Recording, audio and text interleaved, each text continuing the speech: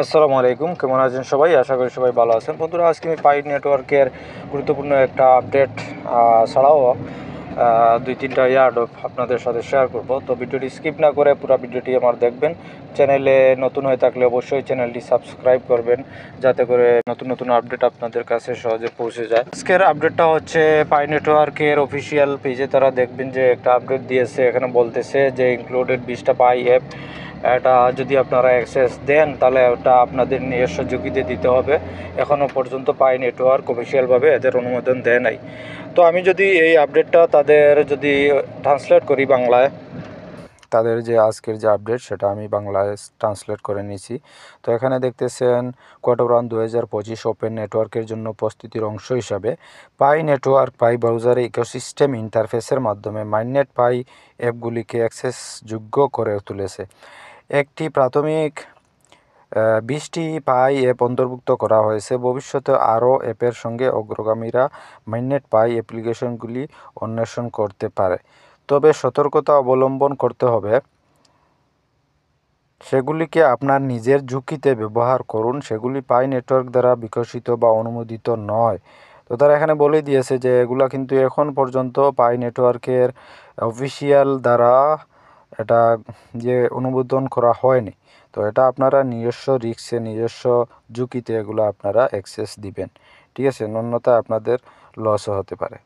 তো বন্ধুরা, পাই নেটওয়ার্কের 25-এর কোয়ার্টার 1 অর্থাৎ জানুয়ারি, ফেব্রুয়ারি এবং মার্চ এই 3 মাসের ভিতরে কিন্তু এটা ওপেন মাইননেট লঞ্চ করবে, এটা কিন্তু কনফার্ম। তো আপনারা যারা এখনও কেওয়াইসি করেন নাই, কেওয়াইসিটা সুন্দরভাবে করে নেবেন, ঠিক আছে? অন্যথায় আপনাদের কিন্তু আপনাদের পাই কিন্তু লস হওয়ার সম্ভাবনা আছে। দেখেন, পাই নেটওয়ার্কের 3টা কন্ডিশন ছিল যে আপনার কোয়ার্টার 1-এর আগে আপনার 15 মিলিয়ন কেওয়াইসি, 10 মিলিয়ন মাইগ্রেশন। তো এখানে দেখা যাচ্ছে যে মাইগ্রেশন কিন্তু ধীরে ধীরে হচ্ছে এবং কেওয়াইসি কিন্তু খুবই ফাস্ট হচ্ছে। তো দেখা গেলে 10 মিলিয়নের মতো গ্যাপ আছে। তো এই গ্যাপটা তারা চাচ্ছে যে সবাইকে নিয়ে একসাথে তারা ওপেন মাইননেটে আসবে, যাতে করে ইউজ কেস এবং পাই নেটওয়ার্কের যে ভ্যালু সেটা ক্রিয়েট হয়। তো মাইননেট টু মাইগ্রেশন এই কন্ডিশনটার জন্য পাই নেটওয়ার্কের কোর টিম কিন্তু যথেষ্ট ফাস্ট কাজ করতেছে। তো এখানে আমি আমার টুইটারে এবং আমার টেলিগ্রাম চ্যানেলে 2-3টা ইয়ারড্রপ শেয়ার করেছি, অত্যন্ত গুরুত্বপূর্ণ ইয়ারড্রপ। ফ্যান্টম ওয়ালেট যাদের আছে আপনারা দেরি না করে ফ্যান্টম ওয়ালেটটা ডাউনলোড করবেন, অথবা আপনাদের ফ্যান্টম ওয়ালেট যদি থাকে তাহলে এটা আপডেট করে নেবেন। আপডেট করে একটা ইউজার নেম দিয়ে সার্চ বারে গিয়ে আপনারা আপনাদের ফলোয়ার সংখ্যা বাড়িয়ে নেবেন। এখান থেকে একটা ইয়ারড্রপ তারা দিবে। তাছাড়া আমি আরেকটি ইকো নামের আরেকটি ইয়ারড্রপ দিছি। এখানে জাস্ট আপনি আপনার টুইটারটি অ্যাক্সেস দিবেন, টুইটারটা কানেক্টেড করে নেবেন, বাস প্রতিদিন আপনি চেকিং করবেন, ঠিক আছে? তো কয়েকদিন আগে আমরা সোলোনার একটা ইয়ারড্রপ মিস করেছি, যেটার মতোই হতে পারে।